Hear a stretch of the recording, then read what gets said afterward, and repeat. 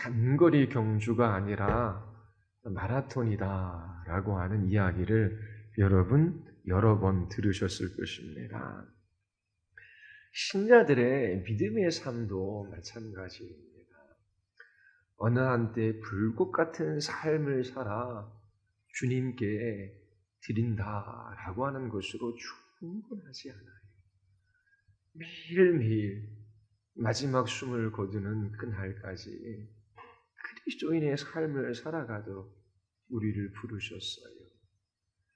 마지막 아무것도 할 수 없는 육체의 연약함 속에서도 그 얼굴의 표정과 눈빛을 통하여 그리스도의 어떠함을 드러내도록 부름받은 사람들이 신자입니다. 건강하고 높은 지위에 오르고 사람들이 인정할 만한 그러한 권세를 또한 명예를 가진 그때에만 주님을 섬기는 것이 아닙니다. 날마다 매일매일 여러분들의 얼굴 표정과 눈빛과 그 말 속에서 예수 그리스도가 누구이신지를 나타내는 삶을 살아가도록 부름을 받았어요. 자, 그런데 우리가 완벽하지 않잖아요. 우리의 생각도, 우리의 감정도, 우리의 말도, 행동도, 우리의 몸짓도 죄로 물들어 하나님이 기뻐하시는 것이라기보다 자기 마음대로 그렇게 자기 자신의 감정을 따라, 생각을 따라 행동하는 때가 많이 있어요. 그래서 마음이 아픈 것입니다. 애통함이 있어요. 그리고 마음이 더욱더 가난해지는 것이지요. 기도할 때마다 하나님 무지하고 연약하고 자기중심적이고 자기 경험과 자기 생각을 따라 살아가는 어리석은 인생에 불과합니다. 하나님, 나의 생각이, 나의 감정이, 나의 말이, 나의 행동이, 나의 작은 눈빛이나 몸짓이 주님이 기뻐하실 만한 것인지를 하나님 살필 수 있도록 도와주시옵소서. 내 생각도 내 마음도 내 몸짓도 하나님 나의 것이 아닌 때가 너무나 많이 있습니다. 하나님, 저는 소망 없는 죄인입니다.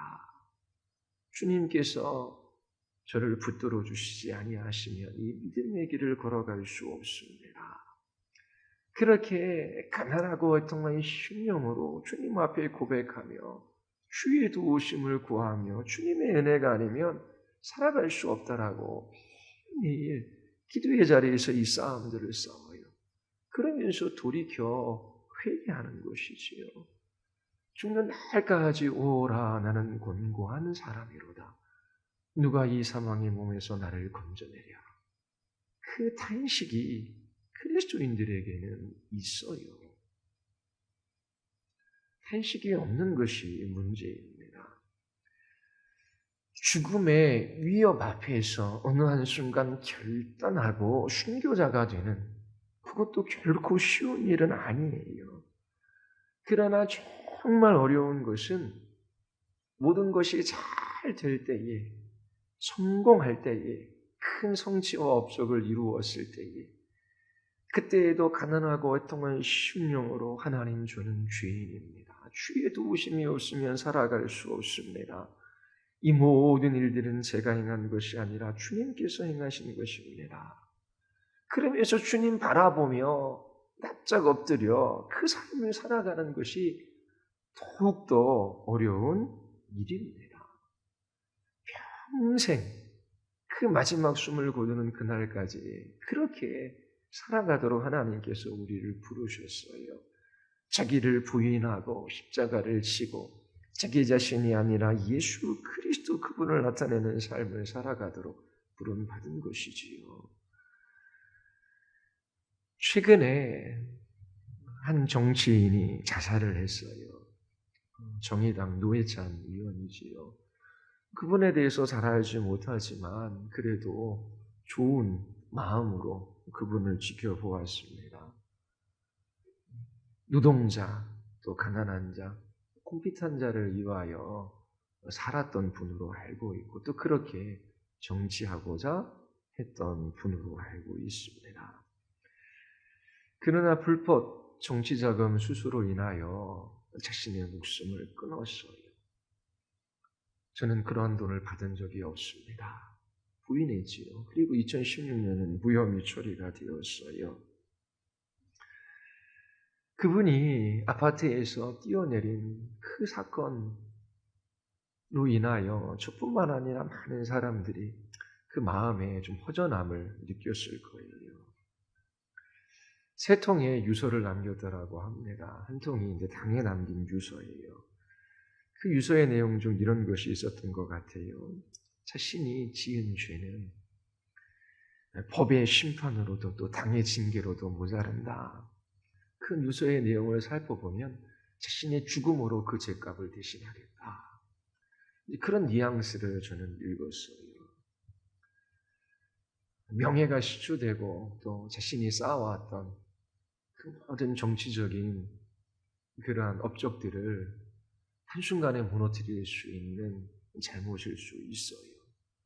그리고 10% 넘게 지지를 받는 당에게 해를 입힐 수 있는 것일 수 있어요.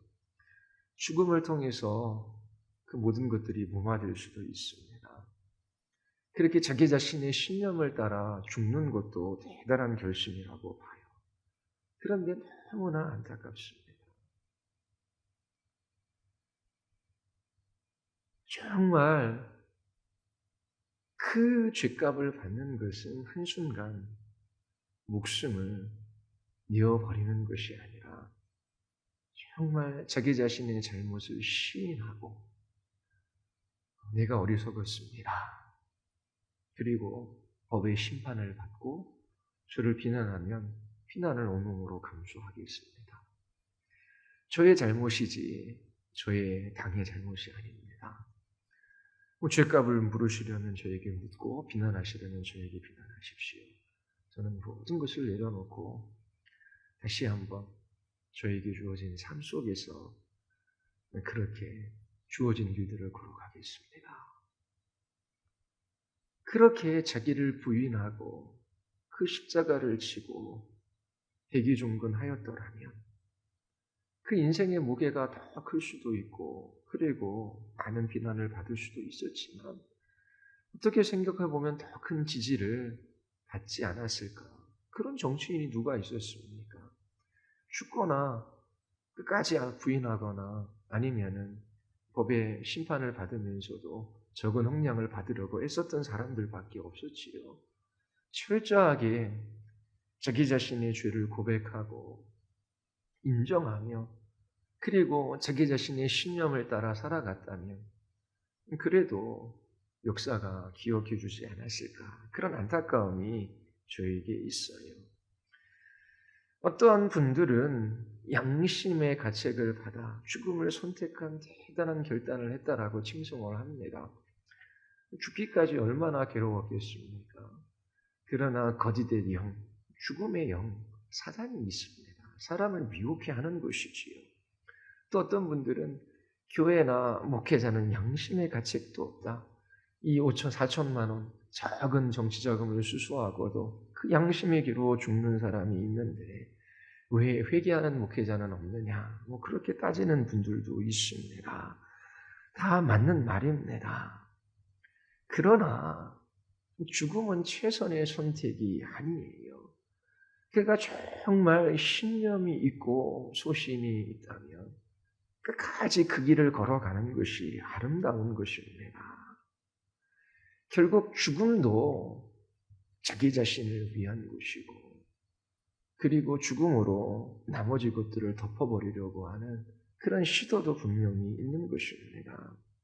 책임을 지려면 있는 그 사실을 그대로 밝히고 용서를 구하고 자기 자신의 신념을 따라 그렇게 국회의원의 신분을 내려놓고 그렇게 노동자와 궁핍한 자와 가난한 자를 위하여 헌신했더라면 얼마나 아름다웠을까 그런 생각이 들어요. 그리스도인도 마찬가지입니다. 마찬가지예요. 그리스도인들에게는 이 세상이 전부가 아닙니다. 하나님의 나라가 있어요. 이 세상에 두 발을 딛고 살아가지만 이 세상에 속한 사람이 아니라 하나님의 나라에 속한 사람이에요. 또 그 나라를 위하여 살아가는 사람이지요. 이미 하나님의 나라가 이 땅에 왔습니다. 주님의 통치와 다스림을 받아요. 이 땅에 하나님 나라 백성으로 거룩한 삶을 살아가야 합니다. 하나님 나라 백성의 영향력을 미쳐야 돼요. 그리고 하나님의 나라는 저 먼 곳에 이루어지는 것이 아니라 이 땅, 이곳에 이루어질 하나님의 나라예요. 완성되어지는 나라입니다. 그래서 반드시 주님의 나라가 오고 5달란트를 가진 사람뿐만 아니라 1달란트를 가진 사람도 묵묵히 일상의 삶에서 주님의 나라를 위하여 주님의 나라에 속한 백성의 삶을 살아가도록 부름받았어요. 그것이 어려운 것이지요. 묵묵히 매일매일 기도하고 자기 자신의 주인됨을 고백하고 이처럼 말씀이 있는 자리, 기도에 있는 자리로 공동체로 힘써 모이고 그 말씀의 빛에 자기 자신을 살피고 그렇게 하나님 앞에 살아가야 하는 것입니다. 단지 어느 한때에 내가 젊으니까 나의 젊음을 가지고 주를 위하여 헌신하리라. 노년의 때는 그렇게 못하리라.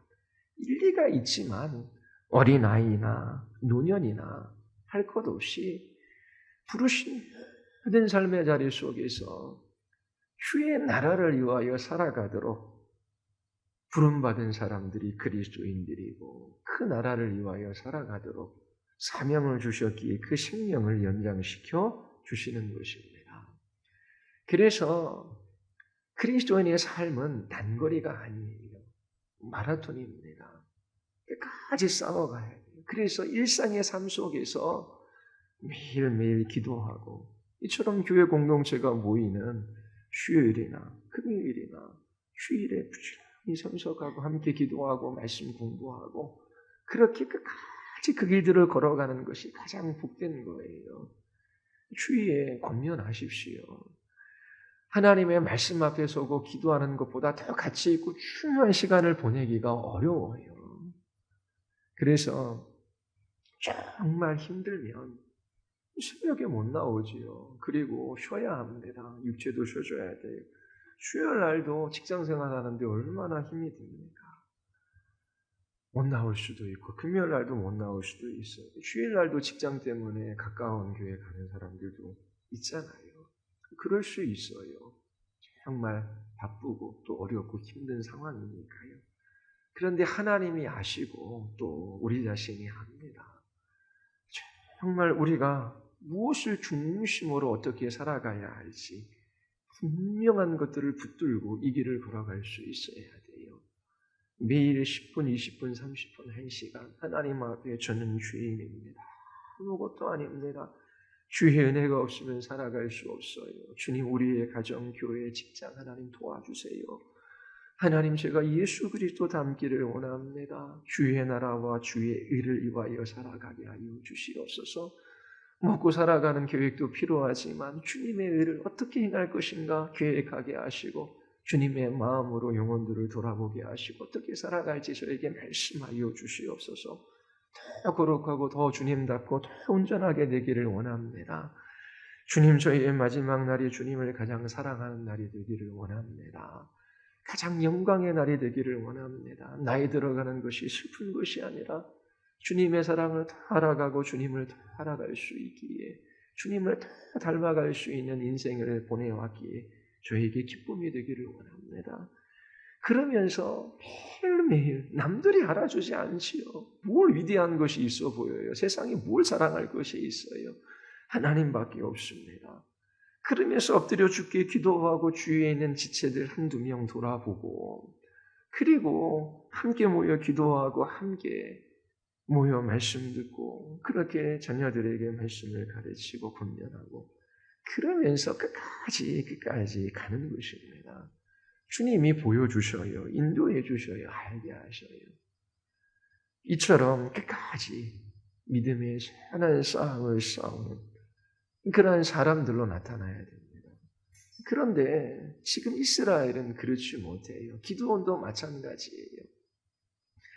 놀라운 승리가 있었습니다. 놀라운 성취가 있었어요. 그러나 그 승리, 그 바로 뒤에, 또 이 놀라운 성취 바로 뒤에 사단의 시험이 시작됩니다. 어려운 일들이 나타나요. 신앙을 무너뜨리는 그러한 유혹들이 다가옵니다. 자, 그것들이 무엇인지를 보고자 합니다. 자, 아직 전쟁이 끝나지 않았는데 8장 1절에 보면 지파 간의 갈등이 일어납니다. 사단의 공격이 외부로부터 오지만 정말 강력한 것은 내부로부터 오는 거예요. 함께 모여 동일한 목표와 목적을 가지고 살아가는 그 사람들 안에 갈등이 일어나는 것입니다. 정치하는 사람도 예전에 이명박 대통령 때 대운하를 건설하려고 했지요. 그런데 야당에서도 반대하고 또 여당 내에서도 친박 계열의 국회의원들이 결사반대했다고 합니다. 그래서 대운하를 4대강으로 바꾼 거예요. 강바닥을 2, 3m만 파도 되는데 6m로 팠어요. 많은 돈이 들어가고 폐해가 있었지요. 나중에 운하를 건설하려고 이제 계획을 했던 것입니다. 그런데 흔히들 정치하는 사람들도 그런 이야기를, 적은 외부에 있는 것이 아니라 내부에 있다. 문재인 대통령도 국정을 운영해 나가는데 그 안에도 수많은 계파와 갈등들이 있어요. 그래서 거기에서 싸움들을 합니다. 정말 나라를 위하여, 국가를 위하여 봉사하고 헌신할 사람들이 필요한 것이지요. 근데 교회 안에도 있는 사람들이 그리스도를 중심으로 해서 엎드리면 되잖아요. 주님의 뜻을 구하면 되잖아요. 다른 사람이 주님의 뜻을 따라가지 않아도 그가 구원받은 사람이면 하나님께서 그를 치셔라도 이 길로 걸어가게 할 것이고, 교회에 나오지만 구원받지 못한 사람이면 불쌍히 여기며 그를 위하여 기도하며 나에게 주신 그 자리에서 나에게 주신 그 사명을 따라 묵묵히 그 자리를 지키고 그 말씀을 따라 순종하며 공동체의 지체로서 그 자리를 지켜 나아가면 돼요. 그런데 끊임없이 어떻게 해요? 너 때문에, 그리고 누구 때문에, 그러면서 거기에서 갈등과 분열이 일어나고 그리고 시험에 빠지는 일들이 일어납니다. 하나님께서 말씀하셔요. 성령이 하나 되게 하심을 힘써 지켜야 한다. 근데 이 이스라엘의 역사에도 지파의 갈등이 계속해서 일어납니다. 우리 8장 1절 볼까요? 다 같이 에브라임 사람들이 기드온에게 이르되 내가 미디안과 싸우러 갈 때에 우리를 부르지 아니하였으니 우리를 이같이 대접하면 어찌 됨이냐 하고 그와 크게 다투는지라. 자, 전쟁이 끝날 때쯤 에브라임 지파 사람들이 참여해요. 적장에 목을 베었습니다. 그리고 자신들을 전쟁에 부르지 않는 것으로 인하여 불편한 마음을 드러내요. 자, 하나님께서 32,000명이 모였을 때에 12,000명 돌려보내고 또 10,000명을 300명으로 줄이셨어요. 기드온이 300명을 택한 것도 아닙니다. 그럼에도 기드온에게 화를 내고 있어요. 아마도 기드온이 이 이스라엘 모든 지파대들에 대한 영향력을 끼치고 또 힘을 발휘할까 봐 견제하고자 하는 마음도 있었던 것 같습니다. 어쨌든 에브라임 사람들이 기드온에게 크게 화를 내요. 근데 기드온은 화를 내지 않아요. 유순한 대답으로 갈등을 봉합하지요. 2절과 3절입니다. 우리 같이 한번 읽을까요? 기드온이 그들에게 이르되 내가 이제 행한 일이 너희가 한 것에 비교되겠느냐? 에브라임의 끄물 포도가 아비에셀의 만물 포도보다 낫지 아니하냐? 하나님이 미디안의 방백 오렙과 스앱을 너희 손에 넘겨주셨으니 내가 한 일이 어찌 능히 너희가 한 것에 비교하겠느냐? 아니라 기드온이 이 말을 하매 그때 그들의 노여움이 풀리느니라. 자, 300명과 함께 이 전쟁을 치르는 것보다 이 전쟁의 백미는 적장의 목을 베는 거다. 너희들이 그렇게 하지 않았느냐? 내가 한 일보다 기드온 지파가 한 일이 더 위대한 일이다. 자, 그렇게 칭송하자 노여움이 풀려요. 그리고 또 다른 갈등이 시작됩니다. 이스라엘 백성들 안에 있는 갈등이에요. 그게 숫곳 사람과 분이엘 사람들과의 갈등이지요. 우리 8장 4절서부터 7절 우리 같이 한번 읽어보겠습니다. 기드온과 그와 함께 앉아 300명이 요단강에 이르러 건너고 비록 피곤하나 추격하며 그가 숫곳 사람들에게 이르되 나를 따르라. 백성이 피곤하니 청하던데 그들에게 떡덩이를 주라. 나는 미디안의 왕들인 세바와 살문나의 뒤를 추격하고 있노라 하니 숫곳의 방백들이 이르되 세바와 살문나의 손이 지금 네 손 안에 있는 어찌 우리가 네 군대에 떡을 주겠느냐 하는지라. 기드온이 이르되 그러면 여호와께서 세바와 살문나를 네 손에 넘겨주신 후에 내가 들가시와 찔레로 너희 살을 찢으리라 하고 8절과 9절도 읽어보겠습니다. 거기서 분우엘로 올라가서 그들에게도 그같이 구한즉 분우엘 사람들의 대답도 숫곳 사람들의 대답과 같은지라. 기드온이 또 분우엘 사람들에게 말하여 이르되 내가 평안히 돌아올 때에 이 망대를 헐리라 하니라. 자, 기드온과 숫곳 사람들, 분우엘 사람들과의 갈등이 일어나요. 기드온과 함께했던 300명의 군사들이 피곤하고 배가 고파요. 그래서 숫곳과 분우엘 사람들에게 먹을 것을 요청합니다. 그런데 단칼에 거절하지요. 거절하는 이유가 무엇입니까? 지금 셀바와 삼문나 이 미디안의 왕이 기드온의 손에 있는 것이 아니에요. 뒤에 보면 아직도 미디안 병사들이 15,000명이나 남아 있어요. 만약 기드온이 이 마지막 미디안의 왕들을 죽이지 못하고 패한다면 오히려 기드온을 도왔던 것을 빌미로 숫곳과 분우엘 사람들이 큰 고초를 당할 수 있습니다. 그래서 지금 전쟁은 이겼지만 아직도 15,000명이나 되는 미디안 병사들이 있어요. 그것을 보았지요. 그러니까 현실적인 분석을 한 거예요. 그리고 도움을 거절합니다. 자, 숫곳과 분우엘 사람들의 이러한 거절이 정당한 것입니까? 분명히 정당하지 않아요. 나그네가 굶주려 있으면 그의 굶주림을 해결해 주는 것이 마땅하지. 그런데 지금 다른 나라 사람이 아니라 자기 동족들이 자기들을 7년 동안이나 괴롭혔는데 그들을 위하여 싸우고 있습니다. 같이 이 싸움에는 동참하지 못할 망정 그렇게 배고파하는 동족들에게 떡 한 덩어리 내주지 않아요. 분명히 이 숫곳과 분우엘 사람들은 잘못한 것입니다. 하나님께서 이스라엘을 불렀을 때에 한 공동체로 부르셨어요. 이 이스라엘 공동체를 통해서 주께서 뜻하신 바가 있죠. 그들을 통하여 이루고자 하시는 사명이 있어요. 이들은 공동의 목적, 공동의 목표를 위하여 부름받은 사람들입니다. 제사장 나라가 되고 하나님 나라의 거룩한 백성의 삶을 살아가도록 부름을 받았어요. 그러면 그들이 하나님이 허락하신 이 전쟁에서 배고파하는 군사들에게 먹을 것을 내주어야 마땅해요. 그래서 기드온은 이 숫곳과 분우엘 사람들에게 분노를 드러냅니다. 7절에 보면 숫곳 사람들에게 들가시와 찔레로 너희 살을 찢으랴 그래요. 그리고 9절에 보면 돌아올 때에 이 분우엘에 있는 망대를 헐리라 라고 그렇게 이야기합니다. 자, 그러면 분명히 숫곳과 분우엘 사람들은 심판받아 마땅해요. 그들은 잘못한 것입니다. 공동체에 어느 지체가 어려워하면 함께 도와야 하는 것이 마땅해요. 그러면 이 기드온의 이 분노는 정당한 것인가, 거룩한 분노인가?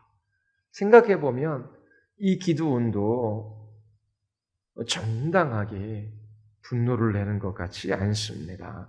사사기 8장 10절서부터 21절까지 보면 마침내 미디안의 왕인 셀바와 삼몬나를 사로잡아요. 그리고 다시 돌아오는 길에 이 숫꽃과 분우엘을 심판합니다.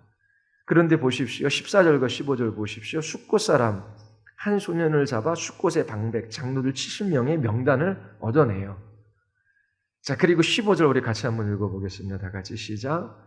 기드온이 숫꽃 사람들에게 이르되 말하되 너희가 희롱하여 이르기를 세바와 살문나의 손이 지금 내 손 안에 있는군. 어찌 우리가 내 피곤한 사람들에게 떡을 주겠느냐 한 그 셀바와 살문나를 보라 하고. 자, 기드온은 숫꽃 사람들이 자기 자신을 희롱했다라고 표현합니다. 그런데 원래 원문에 보면 그냥 말한 거예요. 그렇잖아요. 혹이나 도와줘서 우리 마을 사람들이 나중에 미디안 이 병사들로 인하여 큰 고초를 겪지 않았을까. 장로들은 그런 걱정을 할 만해요. 인간적인 걱정이지요. 그런데 그것도 물론 잘못된 것입니다. 그런데 희롱했다라고 생각을 합니다. 그리고 당당하게 세바와 살문나가 나의 손에 있다. 그러면서 숫꽃 사람들을 징벌해요. 거룩한 분노이기보다 자기 자신을 무시한 사적인 감정이 들어간 분노인 것 같습니다. 그리고 17절에 보면 어떻게 해요? 분우엘 망대를 헐며 그 성읍 사람들을 죽이니라. 동족입니다. 정말 이렇게 죽일 정도로 그들이 그렇게 많이 잘못한 것일까요? 결국 자기 자신이 존중받지 못한 것으로 인하여 그렇게 사적인 분노의 감정을 실어 숫꽃과 분우엘을 심판합니다. 하나님께 묻지도 않고 마치 자기 자신이 주권자여 왕인 것처럼 행동하는 것입니다.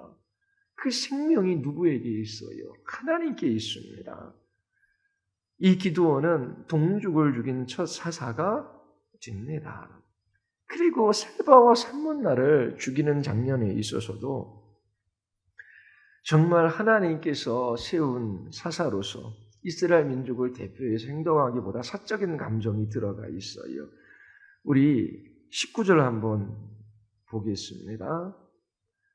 19절 우리 같이 한번 읽어볼까요? 우리 다 같이 시작. 그가 이르되 그들은 내 형제들이요 내 어머니의 아들들이니라. 여호와께서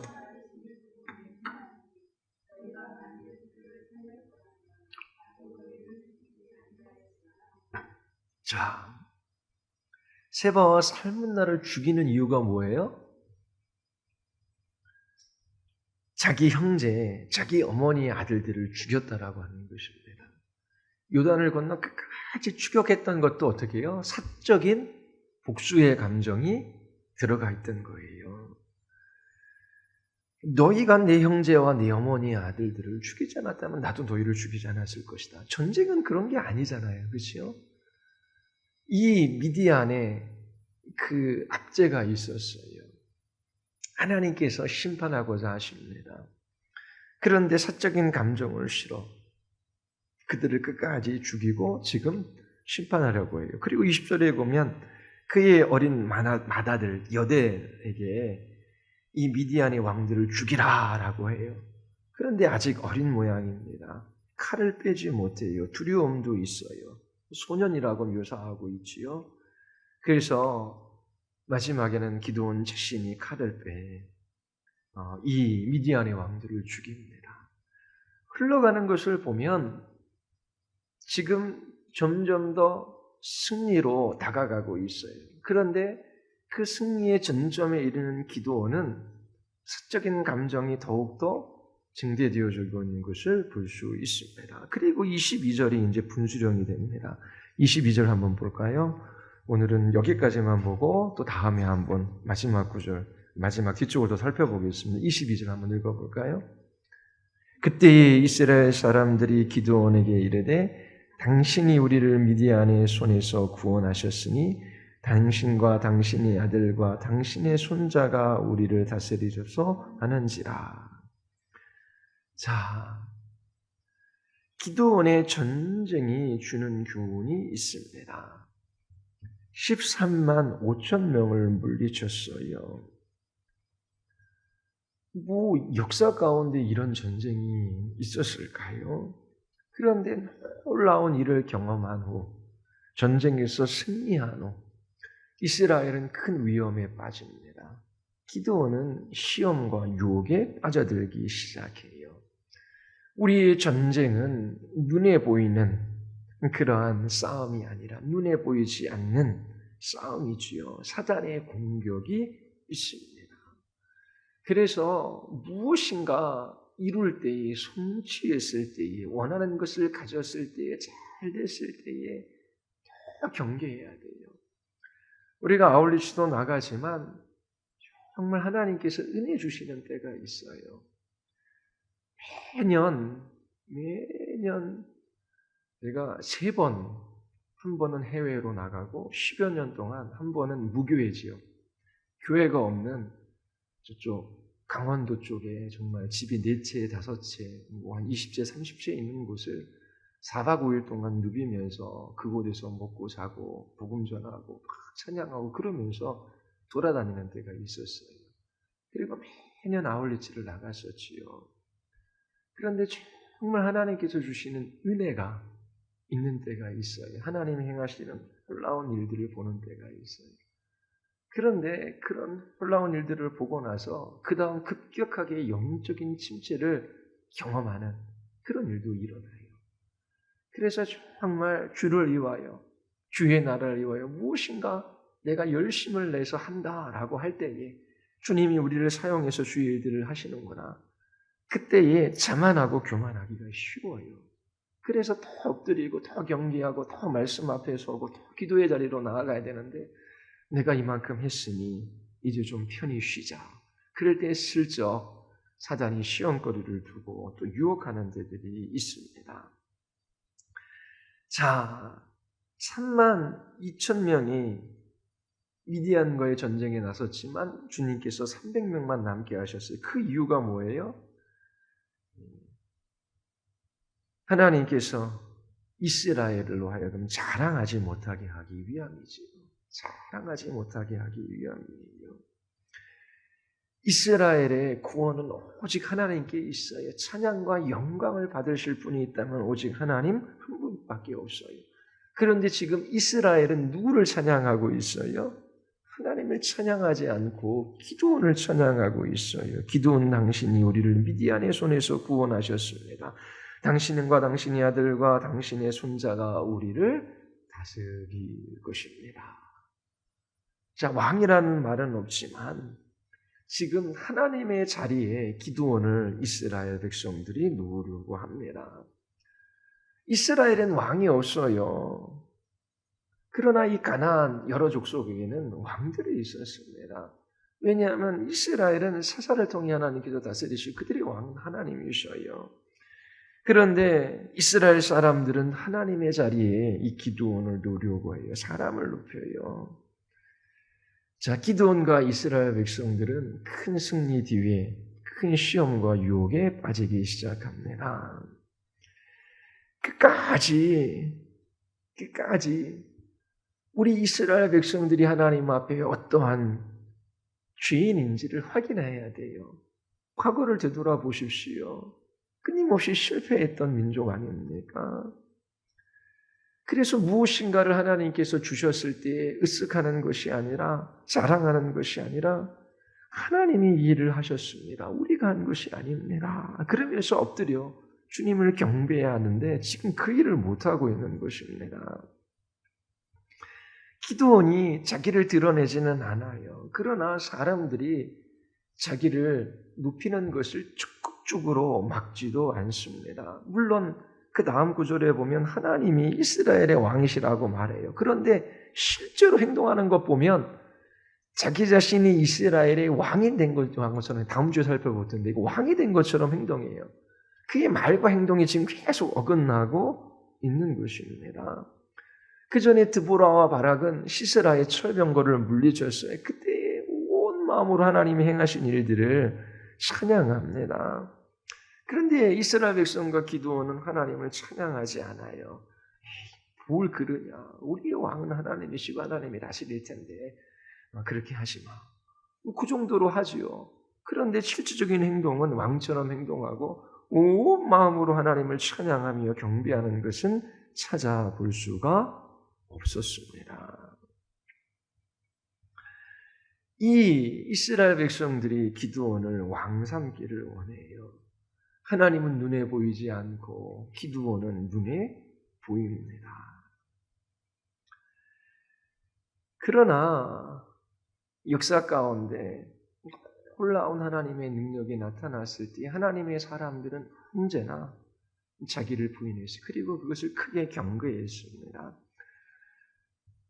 사도행전 3장에 보면 베드로와 요한이 성전에 기도하러 올라갈 때 양신뱅이를 일으키지요. 우리 이제 아울리치에 가면 잠깐씩 제가 말씀을 전할 때 사도행전 3장 말씀을 전하려고 해요. 네, 가서 거기 보면 안전뱅이가 나면서 안전뱅이 된 자가 일어났으니까요. 사람들이 눈이 동그래져서 그냥 베드로와 요한 주위에 몰려듭니다. 그러면서 그들을 높이려고 해요. 근데 베드로가 어떻게 해야 합니까? 이 옷을 찢으니 왜 우리를 주목하느냐? 사람들의 이목을 자기에게 쏠리지 않게 해요. 그것이 너무나 괴로운 거예요. 그러면서 사람들의 이목을 예수님께로 돌리지요. 이 일은 우리가 한 것이 아니다. 예수 그리스도 그분이 하신 일이다. 왜 우리를 주목하느냐? 그래서 괴로워해요. 그리고 루스드라에서 바울이 안전뱅이를 일으켰어요. 바울과 바나바를 신으로 추대하려고 합니다. 그때도 옷을 찢으면서 이 헛된 일을 그만두고 예수를 바라보라 그래요. 이게 큰 일을, 큰 승리를, 하나님의 크신 구원의 일들을 경험한 사람들의 고백입니다. 철저히 자신이 누구인지를 아는 사람이 가난하고 애통한 심령으로 주님 앞에 기도하며 살아가는 주님을 바라는 하나님의 백성들의 특징입니다. 이처럼 믿음으로 하나님이 하나님 되심을 인정하며 끝까지 살아가야 돼요. 눈에 보이는 그것들을 의지해서는 안 돼요. 이스라엘 백성들은 지금 당장 눈에 보이는 기드온을 의지하고 나중에 에봇을 기드온이 만드는데 또 그 에봇의 눈길을 둡니다. 자, 우리도 마찬가지. 오늘 새벽에 열왕기하 4장 살펴봤지요. 송지자들의 생도들이 굶주려요. 엘리사가 큰 솥단지를 걸어놓고 먹을 국을 끓이라고 합니다. 한 사람이 바깥에 나가 들포도 농구를 발견해서 그것을 뜯어나다가 다 쓸어가지고 그래서 그 솥에 집어넣지요. 그런데 먹어보니까 독이 들어있어요. 아마 독이 있는 식물인지도 모르고 끓였나 봅니다. 이 마지막 음식이거든요. 큰 흉년이 들어서 먹을 거리가 없어요. 그 솥단지에 끓여놓은 그 국을 먹지 않으면 굶어 죽어야 되고 먹으면 독 때문에 죽어야 돼요. 선택에 뭐 할 것이 없는 거예요. 그냥 죽음밖에 없어요. 그때 엘리사가 밀가루를 가져다가 솥에 뿌리는 사람들에게 나눠주라라고 하지요. 독이 사라졌습니다. 하나님이 선지자 성도들을 먹이셨어요. 눈으로 볼 때는 보이는 것이 없어요. 엘리사 말을 따라 행했지만 먹어도 죽어야 돼요. 안 먹어도 죽어야 돼요. 절망스러운 상황입니다. 그러나 하나님께서 채워주셔요. 이것을 신자들이 경험해야 돼요. 눈에 보이는 것이 아니라 하나님께서 우리를 채워주시는구나. 우리를 먹이시는구나. 우리를 입히시는구나. 주의 나라와 주를 의를 위하여 살아가는 사람들에게 주님께서 이렇게 채워주시는구나. 이것을 경험할 수 있어야 합니다. 그 다음 기적도 마찬가지 아닙니까? 어떤 사람이 보리 수확후 보리떡을 만들어 갖고 와요. 20덩어리 해국식을 가지고 와요. 선지자 생도들은 100여 명이나 돼요. 사환이 이거 내놔봤자 이게 태반이 부족합니다. 사환은 눈에 보이는 거잖아요. 그리고 실제적으로 20덩어리는 100여 명이 먹는 사람들이 먹기에는 턱없이 부족해요. 차라리 20명이나 먹고 사는 게 낫지요. 그런데 엘리사는 그 음식을 풀어놓아라. 100여 명이나 되는 사람들이 먹고도 남았습니다. 자, 이스라엘 백성들에게 필요한 게 뭐예요? 하나님을 향한 신앙입니다. 하나님은 눈에 보이지 않아요. 이스라엘 백성들의 문제가 뭐예요? 눈에 보이는 의지할 것, 기드온의 가문을 의지하거나 에봇을 바라보는 것이 아닙니다. 하나님을 바라보아야 하는 것이죠. 오늘날도 마찬가지예요.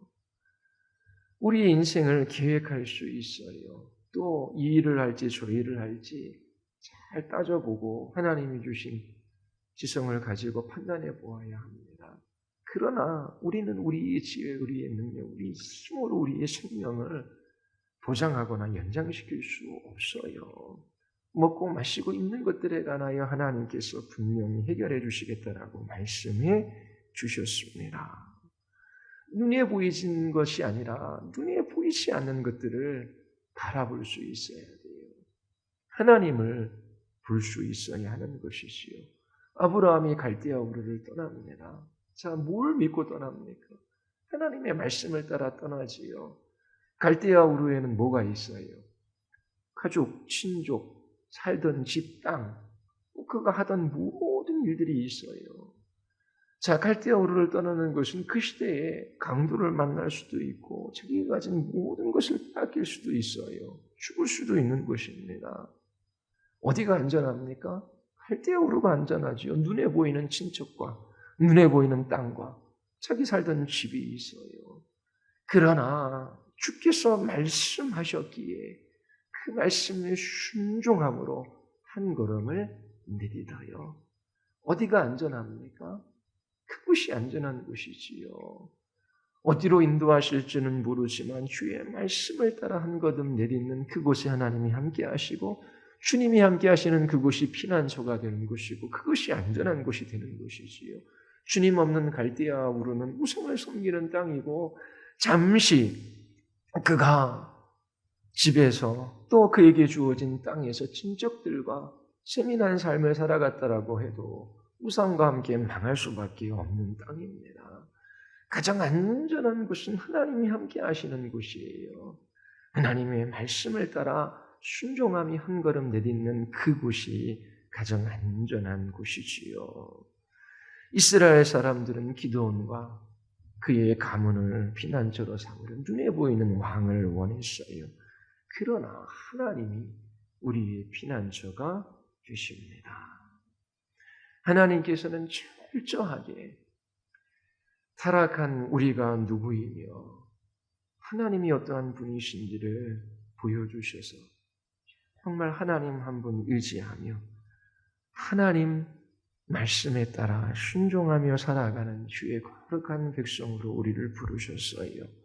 왜요? 그것이 가장 안전하고 복되고 영광스럽고 아름다운 삶이기 때문입니다. 하나님을 떠나 이 세상에 자기의 은둔처, 피난처, 자기를 도와줄 것들을 마련하고 거기에 살아가는 것이 복된 것이 아니에요. 그것들은 다 모래 위에 지은 집과 같아요. 오직 하나님과 그분의 말씀을 의지하여 한 걸음 내딛는 그곳이 가장 안전한 곳이고 가장 복된 곳임을 잊지 마십시오. 그리고 끝까지 눈에 보이는 것이 아니라 눈에 보이지 않는 하나님과 그분의 말씀을 의지하시기를 바랍니다. 여러분, 눈에 보이는 것들이 여러분들에게 항상 안전과 최고의 것을 보장해 주는 것이 아니에요. 오히려 눈에 보이는 것들을 의지함으로 오히려 어리석은 삶을 살아가고 또 그 신앙이 망가지는 것들을 봐요. 오늘날도 보면 좋은 목회자, 또 좋은 교회들을 사람들이 찾아요. 큰 대형 교회로 몰려들거나 또 이름 있는 목회자 또 좋은 교회로 찾아갑니다. 왜냐하면 그만큼 또 말씀도 잘 선포되고 좋은 것들이 많기 때문이지요. 또 그것이 일견 맞기도 해요. 그러나 아무리 좋은 목회자를 만나고 아무리 좋은 교회를 만나도 신앙생활은 저절로 되어지는 것이 아닙니다. 우리 교회에 좋은 교회라고 자랑할 수 있어요. 그러나 사람이 좋은 사람이 겉으로 보면 있지만 다 죄인에 불과한데요. 그래서 정말 하나님께서 보내주신 그곳에서 큰 교회면 큰 교회일 수도 있고 작은 교회면 작은 교회일 수도 있어요. 또 하나님께서 좋은 목회자를 보내주시도록 기도하고 우리의 목회자가 좋은 목자가 될 수 있도록 기도해야 되지요. 그러나 아무리 유명한 교회 이름 있는 목회자 밑에서 신앙생활해도 정말 그 신앙이 망가지는 사람들이 많이 나오고 또 무명의 목회자들 앞에서도 좋은 신자들이 나와요. 또 정말 또 그렇게 교회가 교회로서의 사명도 감당하지 못하는 교회답지 않은 작은 교회들도 많이 있어요. 크고 작은 것이 문제는 아니겠지요. 그러나 정말 하나님께서 보내주신 그곳, 또 하나님께서 인도하신 그 자리에 서서 주의 말씀을 따라 한 걸음 내딛고 순종하며 그곳에서 하나님을 의지하며 주의 나라를 위하여 여러분들이 살아갈 수 있게 되기를 바랍니다. 우리 같이 기도하시겠습니다.